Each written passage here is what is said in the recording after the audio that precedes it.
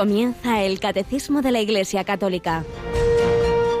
Un programa dirigido por el Padre Luis Fernando de Prada.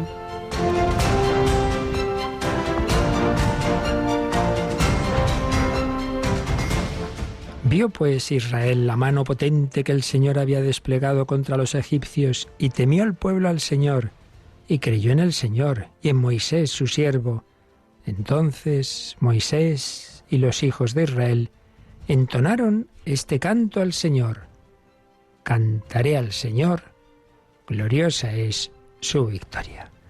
Alabado sean Jesús, María y José. Muy buenos días, muy querida familia de Radio María. Entramos ya en el último tercio de este mes de julio. Se nos pasa la vida volando. 20 de julio de 2021, día único, irrepetible. Nunca más se dará un día para hacer el bien, para crecer en amor de Dios y del prójimo, para dejar el mundo mejor de como lo encontramos, o un día perdido. De nosotros depende los talentos que Dios nos ha dado, el talento de un nuevo día, de un amanecer, de ese milagro que no agradecemos cada día. Un día más Dios me sostiene en el ser, en la vida, y nos da tantos otros regalos, talentos para hacerlos fructificar.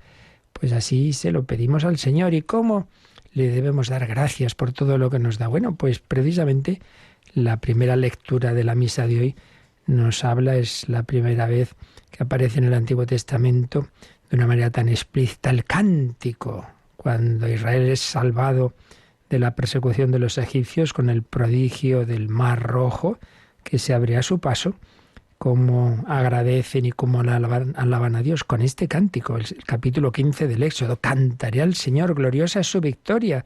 ¿Qué lo cantamos nosotros en la noche de Pascua, en la vigilia pascual? Ahí se ha producido el mayor, mucho mayor aún milagro de la resurrección de Cristo. Cantaré al Señor, gloriosa, sublime es su victoria. Y precisamente veremos hoy, y hemos empezado a tratar del canto y la música en la liturgia, que es el primer texto bíblico sobre el canto en la alabanza de Dios. Cantaré al Señor. Qué importante todo nuestro ser, todo el arte y en concreto el arte musical al servicio de la alabanza divina. Pues así queremos nosotros vivir en esa alabanza en Radio María. Y en estos días especialmente estamos invocando a nuestro queridísimo patrono de las Españas, Santiago Apóstol. Yolanda, buenos días. Muy buenos días, padre. Bueno, pues nos estamos ya encomendando a él, vamos a celebrar su fiesta, coincide en este domingo y al ser patrono de España, pues lo normal sería que el domingo prevaleciera sobre un santo, pero al ser, ya digo, solemnidad como patrono de España, lo celebramos este domingo y estamos encomendándonos a él también en Radio María, ¿verdad? Eso es, estamos rezando la novena, el apóstol Santiago, pues todos estos días después de la hora intermedia, hacia las 12:15 más o menos, las 11:15 en Canarias.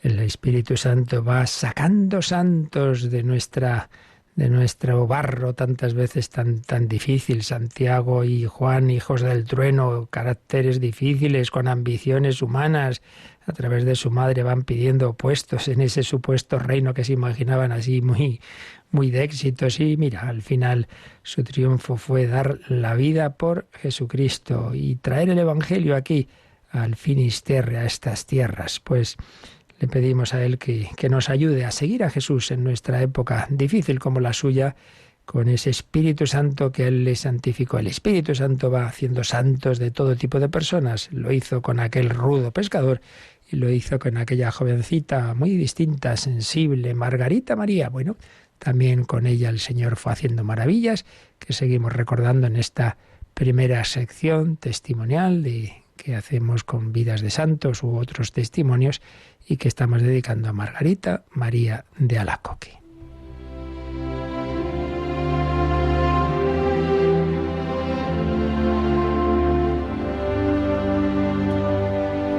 Bueno, pues todavía estamos en la autobiografía de Santa Margarita María de Alacoque, en todas esas batallas para conseguir cumplir su vocación de ingresar religiosa, luchas interiores, tentaciones, épocas así un poquito más frivolillas dentro de lo poco que la pobre, que tampoco hacía nada del otro mundo, pero bueno, que se enfriaba un poco, y la lucha, la oposición de su madre, de su hermano, otras monjas que querían que entrara en su convento.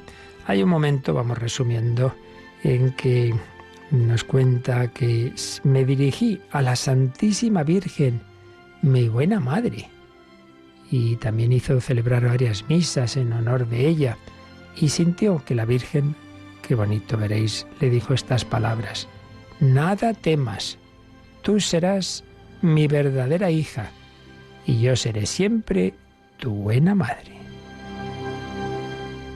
Pues esto nos lo dice a todos, porque Jesús le dijo a María: ahí tienes a tu hijo, ahí tienes a tu madre, le dice a Juan. Pues María lo sabe y lo cumple, nada temas, tú serás mi verdadera hija y yo seré siempre tu buena madre. Tanto me calmaron estas palabras, a pesar de todas las oposiciones, que no me quedó ninguna duda de su cumplimiento. Y así fue. Muy prontito, Margarita María entrará en una orden consagrada a la Virgen María, la Visitación de María, fundada por San Francisco de Sales. Ella siente esa atracción. Me propusieron muchos conventos sin poder decidirme por ninguno, pero apenas se me nombró el convento de Pere-le-Monial, mi corazón se dilató de gozo y consentí al instante. Pero todavía era preciso ir a ver a las religiosas donde yo había vivido a la edad de 8 años, y también ahí tuve que sostener un duro combate. Me hicieron entrar diciendo que yo era su niñita, preguntándome por qué quería abandonarlas, pues me amaban tan tiernamente que no podían verme entrar en Santa María, sabiendo que no perseveraría allí. Les respondí que quería probarlo y me hicieron prometer que volvería a su convento si salía del otro, porque sabían bien, decían ellas, que jamás podría acostumbrarme a estar allí. Bueno, pero ¿por dónde sacan eso? Estas cosas, por desgracia, a veces pasan en la Iglesia, como que en vez de alegrarnos de que el otro esté en tal realidad eclesial, tal movimiento, tal convento que no es el mío, bueno, lo importante es que si es su sitio sirva a Dios, pero a veces parece que nos importa más lo mío, lo mío, lo mío. Y tenemos ese tipo de proselitismo, no el apostolado, el dar testimonio de Cristo, sino uno más para lo mío. Bueno, esto pasa, tenemos esas miras humanas muchas veces, que tengamos ese corazón amplio. Lo importante es que el otro conozca al Señor y le sirva allá donde Dios quiera, no donde a mí me gustaría.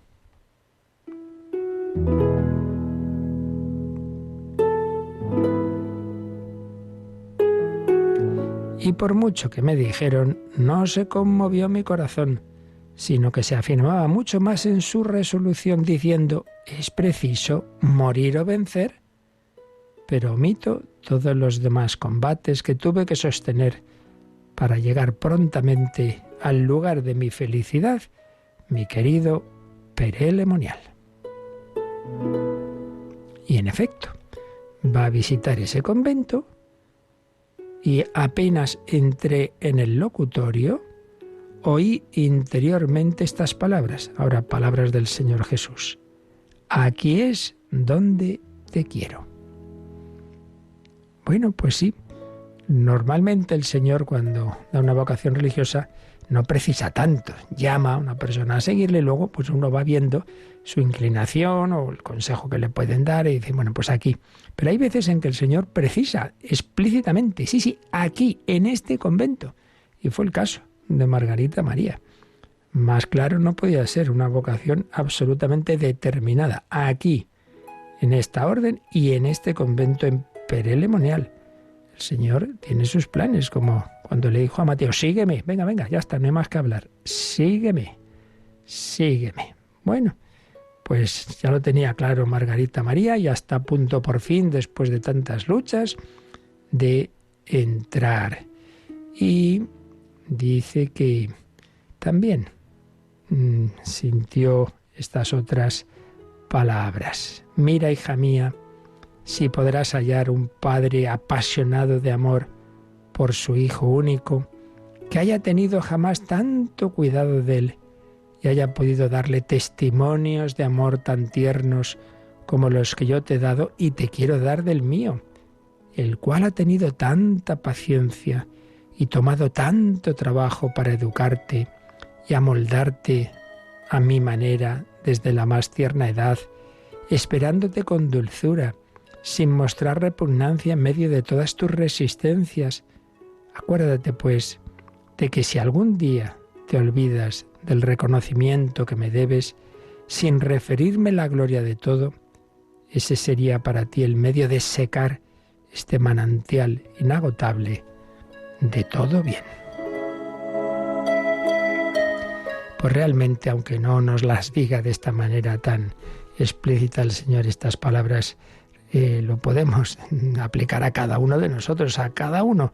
El Señor también nos puede decir esto: yo te he amado, yo te amo, yo te he cuidado, te he dado tantos regalos que tú ni te has enterado, que has pensado que eran, bueno, por tu suerte, por tu no sé quién, sin darte cuenta de que detrás estaba mi mano amorosa, que he tenido contigo tanta paciencia, te he perdonado tantas cosas, he tomado tanto trabajo para educarte, te he esperado con dulzura, años separado de Dios, años haciéndote daño y haciéndome a mí, ofendiéndome y doliéndome, y yo, sin embargo, esperándote con dulzura, esperándote aquí, la misericordia del Señor. Pues demos gracias a Él, que nos va guiando, respetando nuestra libertad tantas veces, tan dura, tan dura. Jesús quiere que por amor, libremente, hagamos su voluntad. Entonces se cumplirá el Evangelio. Esta es mi madre y mis hermanos. El que escucha la palabra de Dios y la cumple. Hacer la voluntad de Dios, ahí está nuestra santidad.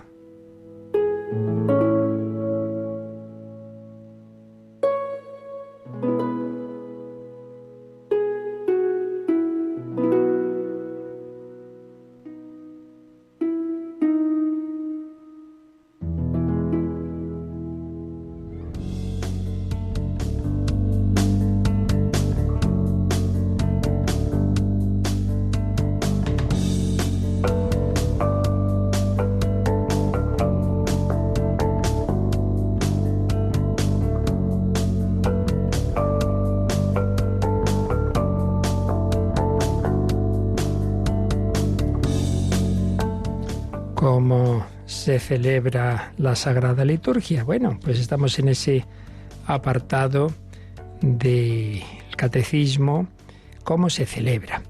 Y dedicamos varias catequesis a los números que tratan de los signos y símbolos que están integrados en la liturgia, que Dios mismo ha usado a lo largo de la historia de la salvación, y nuestro Señor Jesucristo en los sacramentos y en otros momentos, diversos signos y símbolos. Estuvimos hablando de su fundamento antropológico, bíblico, etcétera, y cómo pues son integrados en la liturgia los signos que están en la creación, en el Antiguo Testamento, que asumió el Señor y que están en los sacramentos. Después hemos tenido 3 numeritos sobre cómo en la liturgia se unen palabras y acciones, palabras y gestos, y ampliamos bastante, pues haciendo una revisión, así una visión de conjunto de los distintos gestos, posturas, acciones que hay en la liturgia.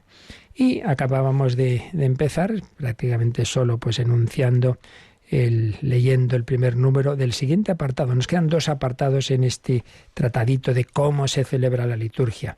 Nos queda un elemento muy importante en la liturgia, que es el canto y la música. Y el siguiente apartado, las imágenes sagradas, las imágenes presentes en las iglesias católicas. Bueno, pues comenzamos el canto y la música. Solamente habíamos leído, para dejar ya abierto el apetito, digamos, a este tema. Son 3 números, el 1156, 57 y 58. Pues vamos ya a comentar el primero de estos números que releemos ahora, Yolanda, el 1156. La tradición musical de la Iglesia Universal constituye un tesoro de valor inestimable que sobresale entre las demás expresiones artísticas, principalmente porque el canto sagrado, unido a las palabras, constituye una parte necesaria o integral de la liturgia solemne. La composición y el canto de salmos inspirados, con frecuencia acompañados de instrumentos musicales, estaban ya estrechamente ligados a las celebraciones litúrgicas de la antigua alianza. La Iglesia continúa y desarrolla esta tradición. Recitad entre vosotros salmos, himnos y cánticos inspirados. Cantad y salmodiad en vuestro corazón al Señor. El que canta, ora 2 veces. Bueno, pues en este primer número de estos 3 que el Catecismo dedica al canto y la música y la liturgia, se nos da un primer fundamento teológico del porqué del canto y la música en la liturgia. Y lo primero que se nos dice es que dentro de todas las expresiones artísticas que la Iglesia integra, sobresale la música.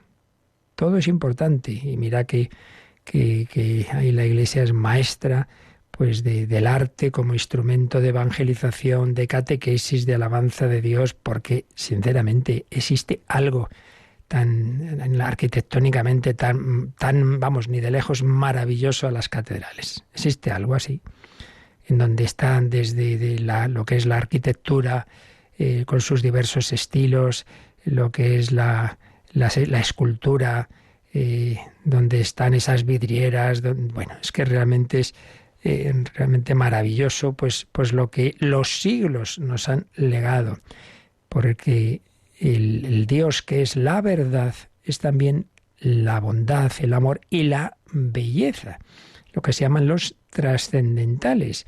Es decir, existen una serie de aspectos del ser que son comunes a todos los seres. En primer lugar, al ser por esencia, al ser que es en sí mismo, al ser que no depende de otro, el ser absoluto.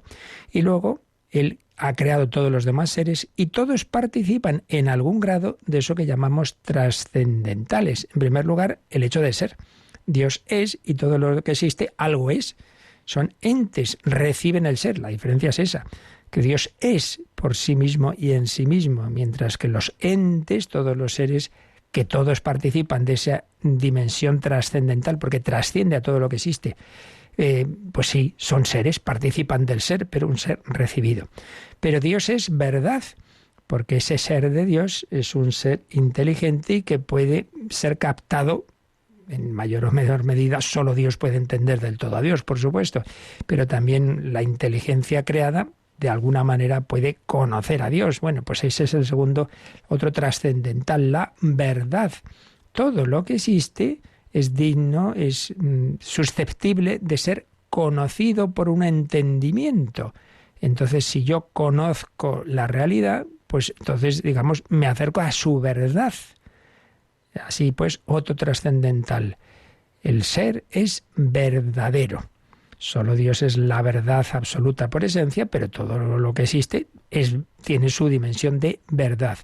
Pero por otro lado, tenemos una voluntad que tiende al bien. Bueno, pues el bien por esencia de nuevo y absoluto es Dios. Solo Dios llena del todo a los espíritus que buscan el bien. Nos hiciste, Señor, para ti nuestro corazón está inquieto hasta que descanse en ti, es el bien por esencia. Pero todo lo que existe participa en una medida pequeñita, mayor o menor medida, claro, según la entidad de su ser, participa de la bondad. Todo. Por eso cuando el Génesis va contando la creación de Dios, siempre termina diciendo, y vio Dios que era bueno. Y cuando crea el hombre, y era muy bueno. Todo tiene una dimensión de bondad. Incluso el ser más malo, el demonio, hay una parte del que es bueno. Y es que es un ser, y es un ser que fue creado a imagen de Dios. Luego su voluntad se torció. Pero en todo, y cuando hacemos algo malo, hacemos un pecado, lo hacemos porque buscamos el bien. Lo que pasa es que nos equivocamos. Pero buscamos siempre, hay algo de bien en lo que uno hace. Cuando una persona hace cualquier cosa mala, en eso malo hay algo que evidentemente está torcido, pero también hay algo que atrae porque tiene parte de bien. Cuando una persona, por ejemplo, comete un adulterio, está mal porque está siendo infiel a su mujer o a su marido, pero es verdad que la otra persona con la que está tiene sus cualidades y sus dimensiones positivas. Es decir, hay algo de bien en todo, trascendental del bien. Pero también está el trascendental, que se ha desarrollado menos en la tradición teológica, de la belleza. Todo lo que existe es digno de dar satisfacción a nuestros sentidos, especialmente a la vista. Entonces uno ve un rostro bello, una sonrisa de mujer, una puesta de sol, un cuadro o una sinfonía, y evidentemente eso produce en nuestra psicología un gozo, etcétera. Bueno, pues de nuevo, la suma y absoluta belleza es Dios. Dios no es un ente ahí seco y aburrido, que va, todo lo contrario, es la fuente de toda la belleza y de toda la alegría y de toda la música y de todo.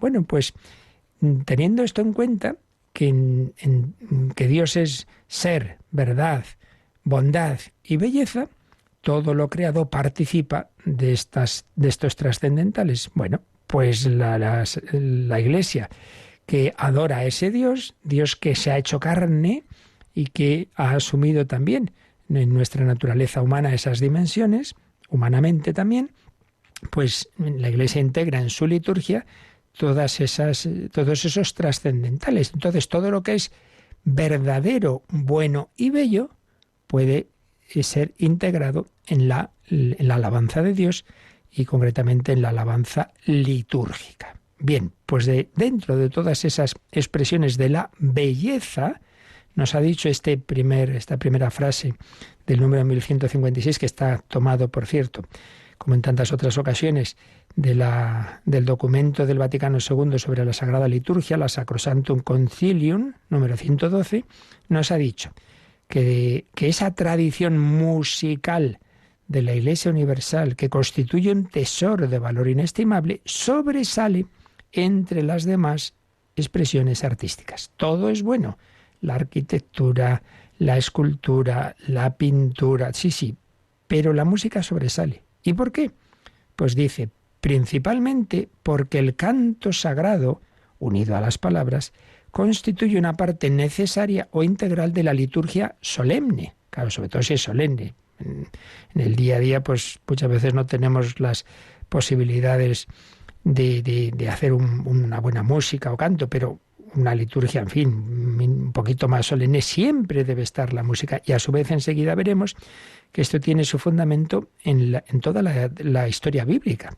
Por eso la segunda frase de este número dice: la composición y el canto de salmos inspirados, con frecuencia acompañados de instrumentos musicales, estaban ya estrechamente ligados a las celebraciones litúrgicas de la Antigua Alianza. Así es, el libro por excelencia de oración de la Biblia son los salmos, tan por excelencia que nosotros, los cristianos, desde el principio los hemos asumido en nuestra liturgia. No son solo algo de la sinagoga, del mundo judío, no. Bien lo sabemos, vaya que si rezamos salmos. Pues toda la liturgia de las horas, la parte principal, dejando aparte los cánticos evangelios del Benedictus, Magnificat, etcétera, pero el núcleo inicial son siempre salmos. La Santa Misa, pues bien lo sabemos, después de la primera lectura, lo que llamamos el Salmo responsorial. Bueno, pues los salmos están compuestos para ser cantados y muchas veces con instrumentos.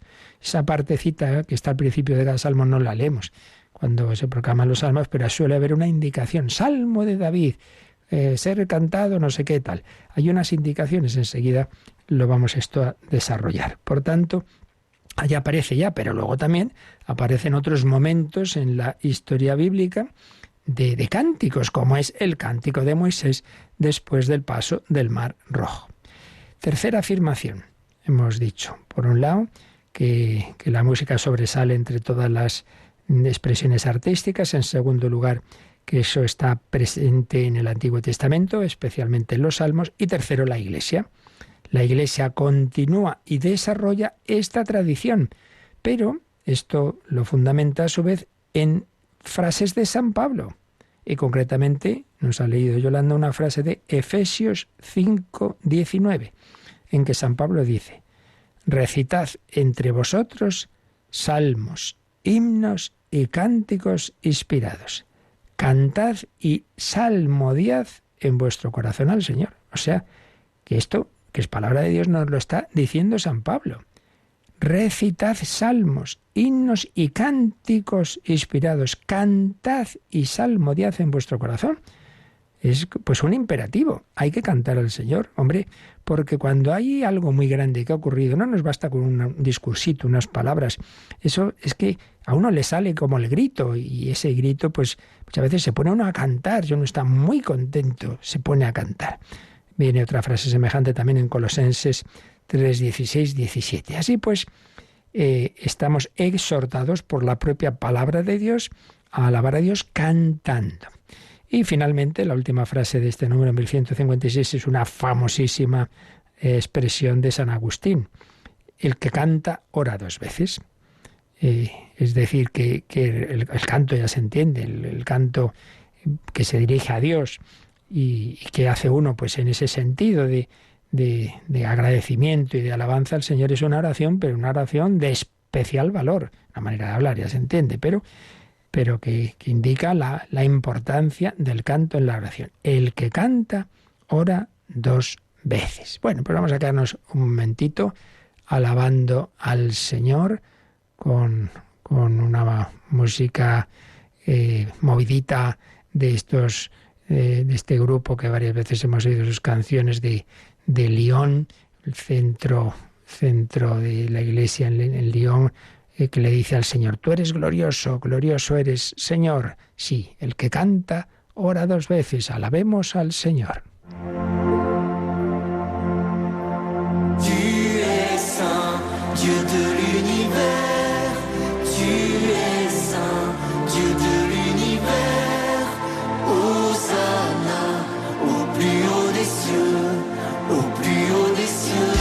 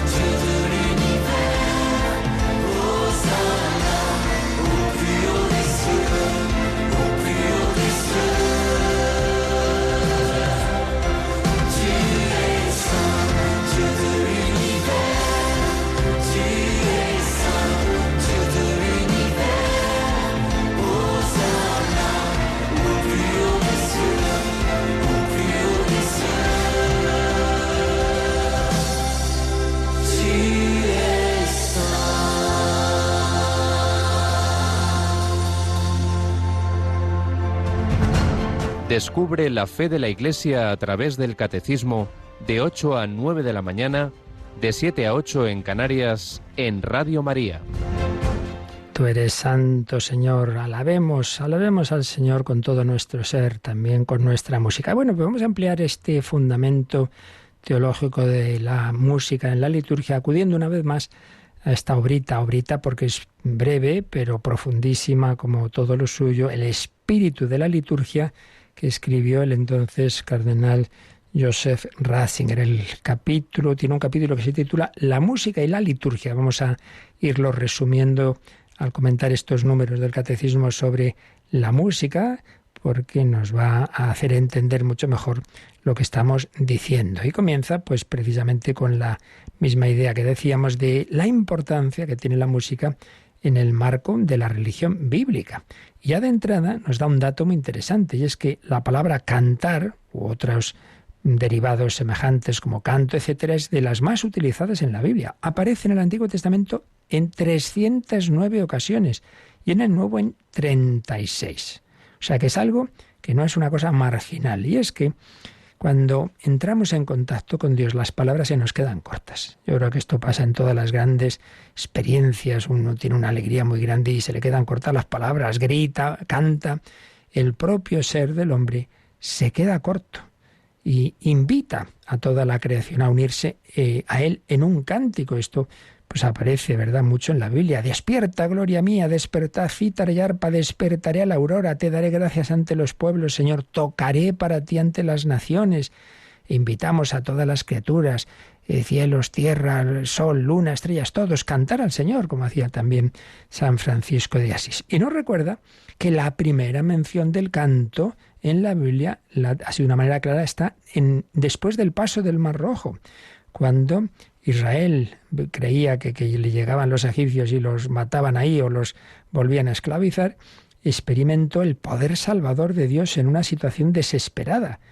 Igual que muchos años antes Moisés, de niño, había sido salvado de las aguas del Nilo, pues ahora Israel es salvada del agua del Mar Rojo.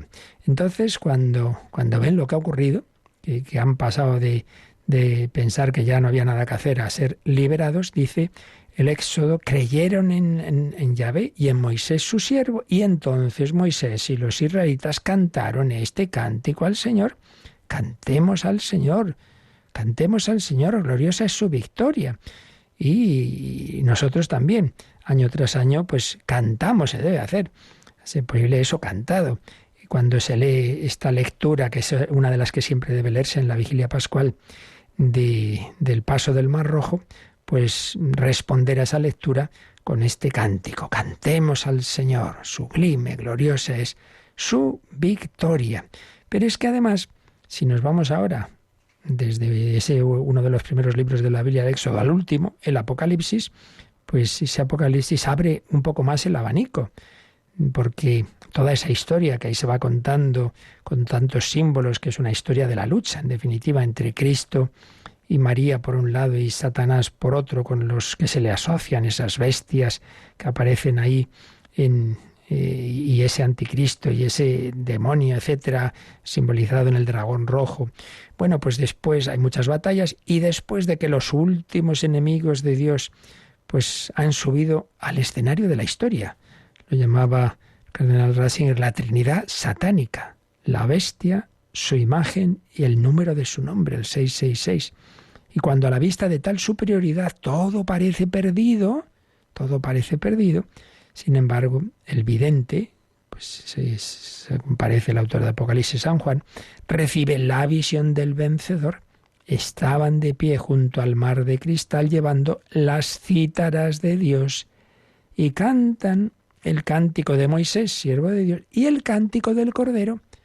¿Veis? El cántico de victoria por excelencia del Antiguo Testamento, el cántico de Moisés, y ahora el cántico del Cordero de Jesucristo, que ha vencido a la muerte. Entonces se da una vez más la paradoja bíblica. No han vencido esas gigantescas bestias feroces que parecían que no había nada que hacer frente a ellas, ¿no? Su poder mediático, su capacidad técnica. No, ha vencido el Cordero degollado. Esto ocurre, que no nos asustemos. El mundo de hoy, todos sus grandes resortes políticos, económicos, culturales, están en manos, hay que decirlo claramente, de poderes anticristianos, en su inmensa mayoría, no digo todo, pero en su inmensa mayoría. Y nos sentimos ahí, pues como se sentirían los cristianos frente al entonces todopoderoso Imperio Romano. Bueno, pues acabó el Imperio Romano y sigue la Iglesia Católica. Y lo mismo pasará también en estos tiempos difíciles. Cántico de Moisés, cántico del Cordero. El canto litúrgico, nos explicaba el cardenal Ratzinger, se sitúa en el marco de esta gran tensión histórica. Para Israel, el acontecimiento de salvación que tuvo lugar con el paso del Mar Rojo quedaría siempre como fundamento de la alabanza a Dios, como tema principal de los cánticos dirigidos a Dios. Bueno, pues obviamente para nosotros el verdadero éxodo es la resurrección de Jesucristo, que ha atravesado el Mar Rojo de la muerte. Esa es la gran victoria que nosotros siempre debemos cantar en nuestra vida personal y en la liturgia. Después de esa alegría del éxodo, claro, eso sí, no había terminado todo ahí. Los israelitas descubrieron que había que ir por el desierto y que también ahí había peligros y que había amenazas en el camino a la tierra prometida. Pero también siguieron viendo las obras de Dios. Se pusieron de manifiesto las obras siempre nuevas de Dios, que les permitían pues una y otra vez alabar a Dios, cantar el cántico de Moisés. Veían que Dios no era un Dios del pasado, sino del presente y del futuro. Y en cada cántico nuevo, podemos decir que estaba presente no solo ese recuerdo de lo anterior, sino el anhelo de un cántico definitivo. Bueno, eso está clarísimamente en la fe cristiana. Si creemos en la resurrección de Jesucristo, esperamos también la salvación definitiva. Esperamos también nuestra propia resurrección, la victoria final de la Iglesia. Bien, pues esto, en la práctica, ¿qué significaba? En el Antiguo Testamento, pues junto a distintos testimonios del canto individual, porque aparecen distintos momentos en que un personaje bíblico, pues eso, canta a Dios, y los cantos de la comunidad de Israel, y el canto en el templo, pero sobre todo, como antes mencionábamos, claro, la principal fuente de cántico en la Biblia es el libro de los Salmos, el libro de los Salmos. Como faltan documentos que habría sin ninguna duda de cómo se cantaba cada salmo, pues no podemos hacer una reconstrucción de cómo sería esa música sacra. Pero el libro de los Salmos nos da una idea de la riqueza de instrumentos, cómo las distintas experiencias humanas de todo tipo, no solo la alegría y la victoria, también la aflicción, el lamento, el arrepentimiento, el temor, la esperanza, el agradecimiento, en fin, toda la vida en diálogo con Dios, toda la vida pues puesta en música. Y entonces por eso tenemos salmos de todo tipo, de alabanza, de alegría, de lamento, de arrepentimiento, de contrición. Son como variaciones del cántico de Moisés. El cántico dirigido a Dios se eleva por encima de cada situación desesperada de la que no nos puede salvar ningún poder de este mundo. Solo Dios queda como refugio. Pero a la vez ese cántico procede de la confianza que incluso en la oscuridad más extrema sabe que lo que ocurrió en el Mar Rojo es una promesa de que siempre al final, a veces más al final, pero con certeza, pues vence el Señor.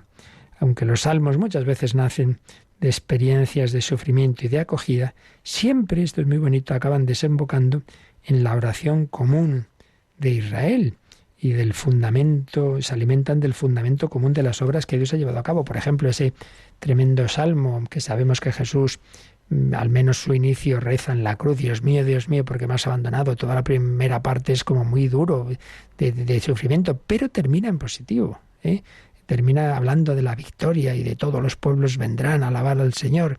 Sí, pues es también para la Iglesia el Salterio, es gran libro de oración de la Iglesia en camino.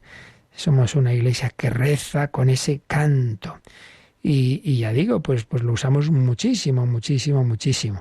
Israel atribuía en general los salmos, o todos, o al menos mucha parte de ellos, al rey David. Bueno, nosotros sabemos quién es el verdadero rey David, el hijo de David, Jesucristo. David realmente rezaba en el Espíritu Santo con Cristo y en Cristo, el que iba a ser su hijo, ¿no? El descendiente del rey David. Clave interpretativa. Nosotros cantamos a Cristo, y aquí hay una clave también trinitaria. El Espíritu Santo, que había inspirado a David a la hora de cantar y de orar, y sin duda de componer al menos pues muchos de esos salmos, hace ahora ese Espíritu Santo que David hablara de Cristo y le convierte en su voz. Por eso en los salmos hablamos por Cristo al Padre en el Espíritu Santo. Interpretación neumatológica del Espíritu Santo y cristológica de los salmos, que no solo afecta al texto, sobre todo sí, pero también incluye el elemento musical, porque el Espíritu Santo movió a David a cantar esos salmos. Bueno, pues también a nosotros nos mueve a cantarlos. El canto es un acontecimiento del Espíritu Santo. La música en la Iglesia surge como un carisma. Ya hemos mencionado textos de San Pablo que habla de ello como algo del Espíritu Santo. Es la verdadera glosolalia, la nueva lengua, la que procede del Espíritu Santo. Eso sí, ese canto, ese don del Espíritu, señalaba Joseph Ratzinger, tiene lugar con la sobria embriaguez de la fe, porque no va contra lo que es la racionalidad de Dios, no es una locura que uno se embriaga y se pone a decir, a cantar así como si estuviera drogado, y no es eso, no son esos conciertos de cierto tipo de músicas que la gente como que pierde su sentido de todo y puede pasar cualquier cosa en esos conciertos. No, es una embriaguez llena de sobriedad, porque Cristo y el Espíritu Santo son inseparables. Entonces, esa locura de amor, digamos, del Espíritu Santo, pues internamente, claro, está unida al Logos, la inteligencia de Dios. Uno no pierde la cabeza, por así decir, ¿no? Estamos un poquito usando el lenguaje, obviamente, analógico. El Apocalipsis vemos en él ese cántico de los vencedores, el cántico del Cordero. Y aquí también hay otra dimensión, que sí, pues estaba esa alegría. Por un lado, siempre parecen prácticamente en todos los cánticos de la Biblia, hay un punto de partida de pasarlo mal, una situación de necesidad, de tribulación, pero luego el alegrarse por la salvación de Dios. Pero un pasito más. Se preguntaba el cardenal Ratzinger si son también cánticos de amor de Dios. Y señala que de una manera tímida, porque claro, ante todo Dios quería que le tomaran en serio. Entonces primero es el respeto a Dios, eso que aparece tanto en el Antiguo Testamento, el temor de Dios, que no es el miedo, es esa reverencia, ese respeto. Pero es verdad que poco a poco se va revelando que ese Dios al que hay que adorar y respetar también quiere evidentemente ser amado con confianza como un papá por su hijo. Bien, y aquí hay otro libro del Antiguo Testamento que da un paso en este sentido, es el Cantar de los Cantares, que aunque sí, según casi todos los autores, de entrada era una recopilación de poemas de amor humano entre el esposo y la esposa, sin embargo, una vez que queda incorporado al canon, pues se ve claramente como la expresión de una historia de amor de Yahvé, esposo, con Israel, esposa, que luego va a ser encarnado en Cristo esposo y la Iglesia esposa. Y por eso Jesús a sí mismo se llama el esposo o el novio en distintos pasajes de los evangelios. La alianza se interpreta con la imagen de los desposorios y el pecado es el adulterio. Entonces va creciendo, sobre todo en los profetas, toda esa imagen del amor entre el Señor, que no solo es el Creador que quiere ser adorado, sino el esposo que quiere ser amado. Y recordemos, como decía antes, cuando ya el esposo Yahvé se hace carne en Jesucristo, Jesús dirá, es que pueden ayunar los amigos del novio mientras el novio está con ellos. Marcos 2:19. Llegará un día en que se lleven al novio. Aquel día sí que ayunarán. Es una profecía de la pasión, pero también un anuncio de las bodas, esas bodas, ese banquete nupcial que aparece en diversas parábolas. Un tema clave en el Nuevo Testamento y que aparece en el último libro, en el Apocalipsis. Todo se encamina a las bodas del Cordero, pasando por la pasión, pero llega a las bodas del Cordero. Pues bien, la Iglesia comprendió que la Eucaristía es presencia del esposo y esa anticipación, el banquete eucarístico, esa anticipación de la fiesta nupcial de Dios. En la Eucaristía se hace efectiva esa comunión, esa comunión con Dios, así como hay comunión entre hombre y mujer en el matrimonio, estamos llamados a una comunión aún más íntima entre el esposo, Cristo, y la esposa, que es en definitiva el alma cristiana. Vaya que si hay comunión, recibimos a Jesucristo en nuestro ser. El que se une al Señor se hace un espíritu con Él, dice San Pablo. Vaya que sí, espíritu y carne. Si del matrimonio se dice serán los dos una sola carne, pues también pasa con Cristo. Yo recibo la carne de Cristo, el cuerpo de Cristo en la Eucaristía, en la comunión. Nos convertimos a través de la comunión en un espíritu, en una unidad con Él. Misterio nupcial de la unión de Dios y del hombre, en ese sacramento del cuerpo y la sangre de Cristo, pasando por su muerte. La Eucaristía es sacrificio, se hace misteriosamente presente el sacrificio de Cristo en la cruz, pero resucitado y vivo. Puedo, como Santo Tomás, beber, poner mi boca en el corazón de Cristo, en las llagas de Cristo. Por eso, concluimos así este apartado de este capítulo de de la obrita de Joseph Ratzinger, El espíritu de la liturgia. El cántico de la Iglesia procede en última instancia del amor.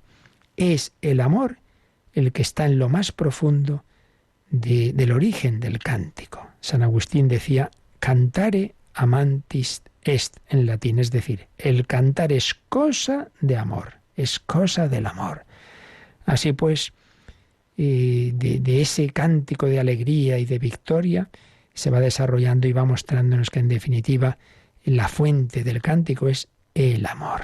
Por eso, pues el amor es el tema de tantísimas canciones en la historia, ¿verdad? Bueno, pues el amor de Dios debe ser el tema de fondo, con millones de variaciones sobre el mismo tema, millones de variaciones en el cántico religioso y en el cántico litúrgico. Interpretación trinitaria de la música de la Iglesia. La inspira el Espíritu Santo, y no nos olvidemos de que el Espíritu Santo es la persona amor que decía San Juan Pablo II. La persona amor, la persona que une al Padre y al Hijo. En el Espíritu Santo está el origen del canto, por tanto, en el amor. El Espíritu Santo nos atrae al amor del Padre a través de Cristo, que dijo: yo cuando fuere elevado sobre la tierra, atraeré a todos hacia mí. Contemplamos ese amor extremo del crucificado y el Espíritu Santo que nos comunica nos atrae hacia Él. Bueno, menuda profundidad, ¿verdad? Parece que es cosa de nada. Hay una cancioncita, cualquier cosa. No. Es ni más ni menos que la expresión, una de las principales expresiones de la relación del hombre con Dios. Cantar al Señor con alegría.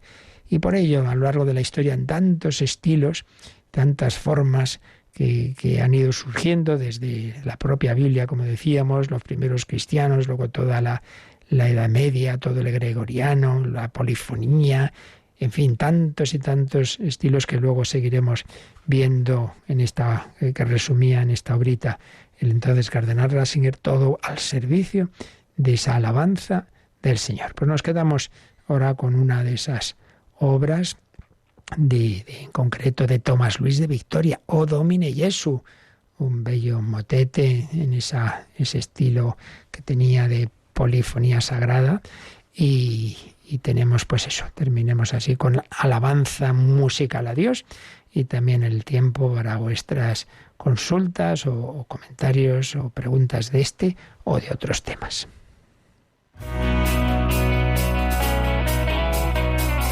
Participa en el programa con tus preguntas y dudas. Llama al 91005-9419.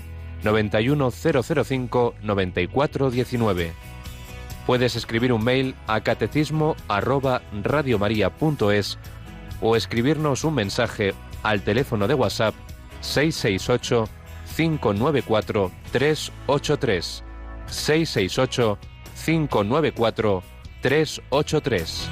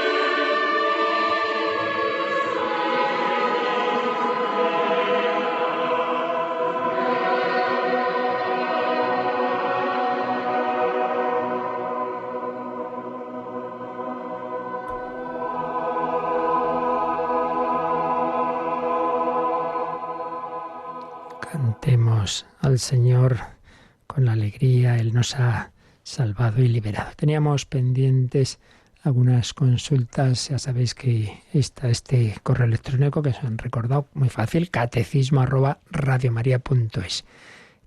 Había una pendiente, bueno, había llegado por audio al WhatsApp, pero luego me la pusieron aquí. Dice, ¿es necesario levantarse cuando el sacerdote reserva el Santísimo en el sagrario tras la comunión? Esto ya llegó no hace mucho y ya lo dijimos, lo consulté.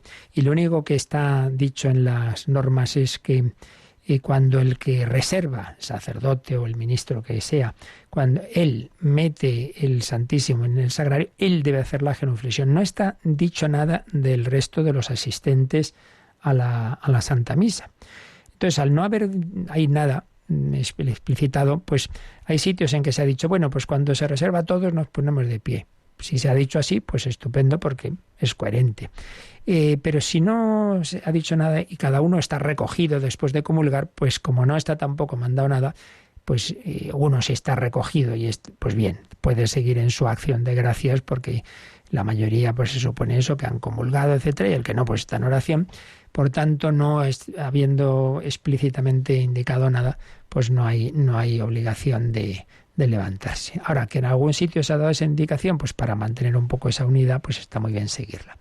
Y luego nos escribió Alejandro, que nos dice cómo se ha convertido recientemente, haciendo un cursillo de cristiandad. Dios me ha cambiado la vida. Desde entonces me estoy formando, ya que mi fe se había quedado estancada en mi primera comunión. Tantas veces ocurre así. Y se ha confirmado hace poco también, hace unos meses. Me doy cuenta de lo equivocado que he estado, del tiempo que he desaprovechado. Espero poder estar aún a tiempo de revertir la situación y deseo que Dios esté presente en mi día a día a partir de ahora. Pues aquí ya también un comentario.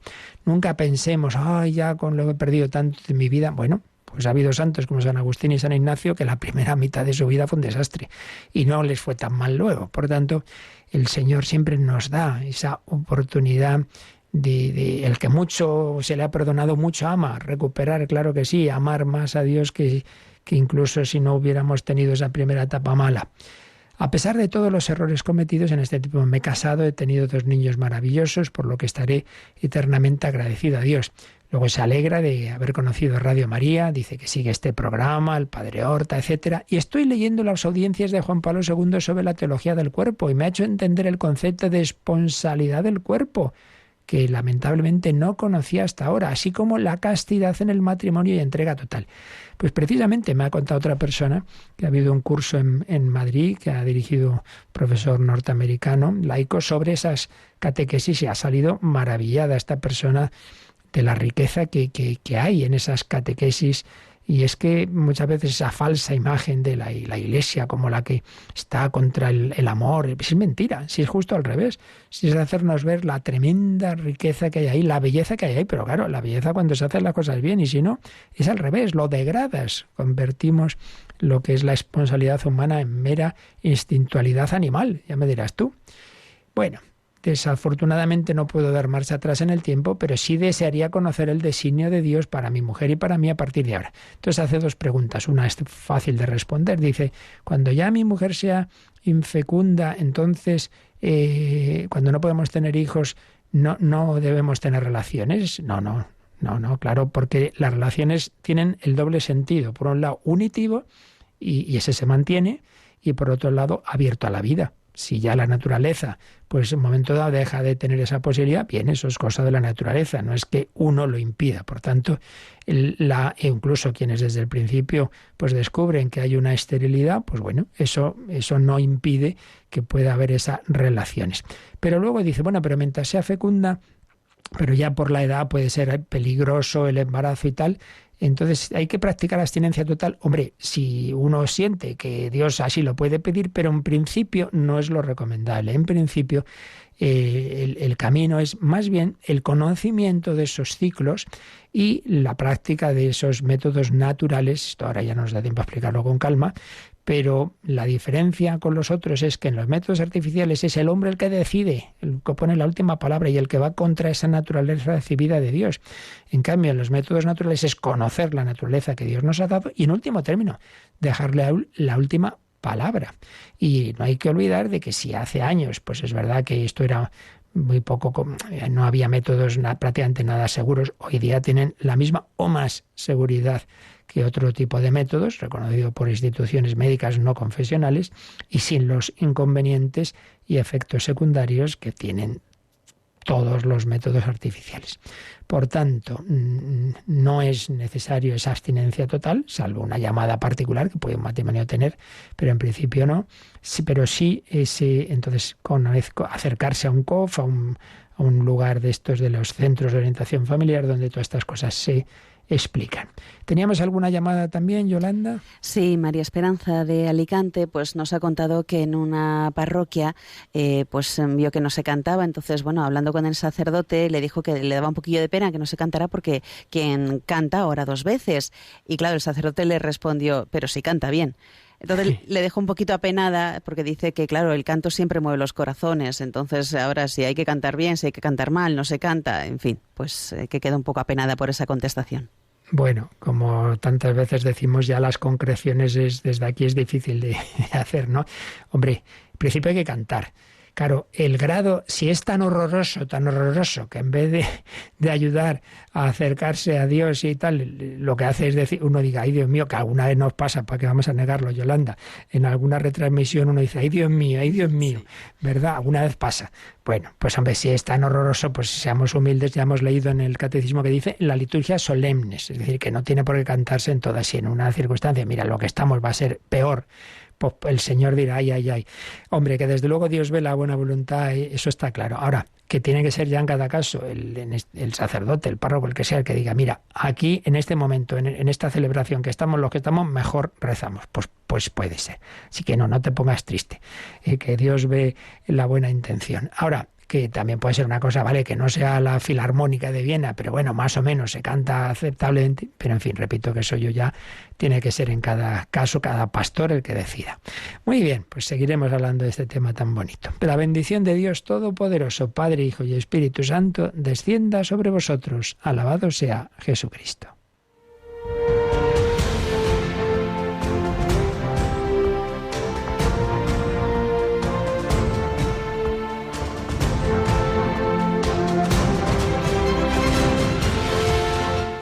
Han escuchado en Radio María el Catecismo de la Iglesia Católica, un programa dirigido por el Padre Luis Fernando de Prada.